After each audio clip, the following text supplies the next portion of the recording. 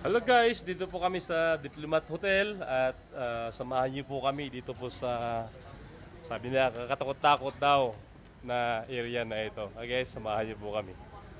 Yan natin kung makikita ba ito yung mga kababalaghan sa hotel na ito. Hello guys, ito na pala yung Diplomat Hotel na sinasabi nila. Yan o. Bawal palang pumasok. Akala ko pwedeng pumasok, hindi pala. Yan o. So para siyang haunted. Ito.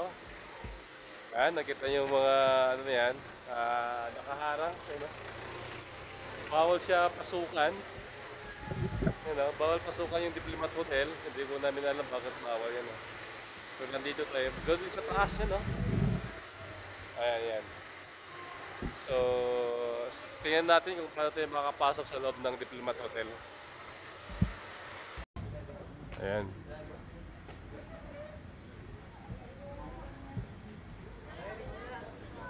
Ayan, oh. Ayan na yung ano. Ayan, yung ito pala yung tirahan ng mga pari nung unang panahon dito sa ano, Baguio. Ayan. Oh. So, hindi naman nakatakot. Ayan, oh. Ayan. So guys, ikot lang muna tayo, ikot. Ah, silipin muna natin yung ilalim, yung loob. Silip muna tayo sa loob kung anong mayroon. Ayan. Ayan. Wala naman nagpapakita pa pala. Baka natutulog pa yung mga multo dito. Ayan.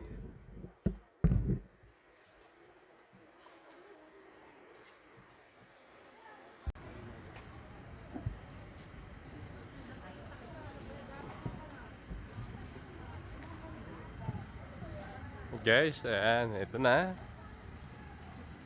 Ikot lang muna tayo sa Diplomat Hotel. Ayun, mayroon. Akala ko wala pa. Ayan, akala ko may multo na, wala pa pala. Ayan, tulog pa sila. Ayan, wala naman. Geto na yan guys sa labas po ng Diplomat. Okay.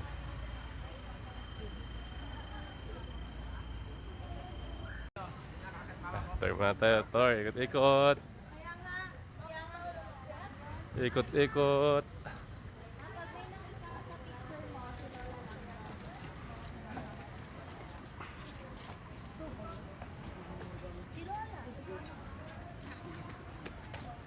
Marami ding pupunta pala dito kahit ano.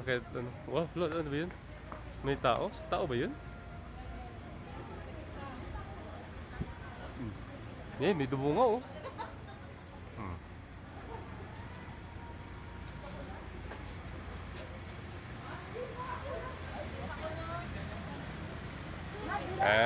Gay. Bawal pumasok sa Diplomat pala na ako. Ayan.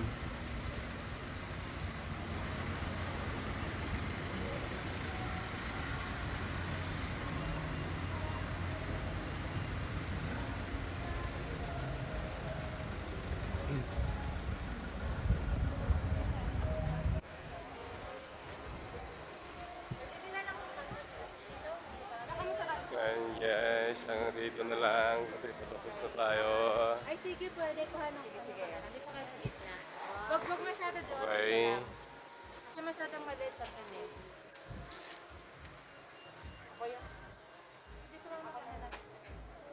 Okay.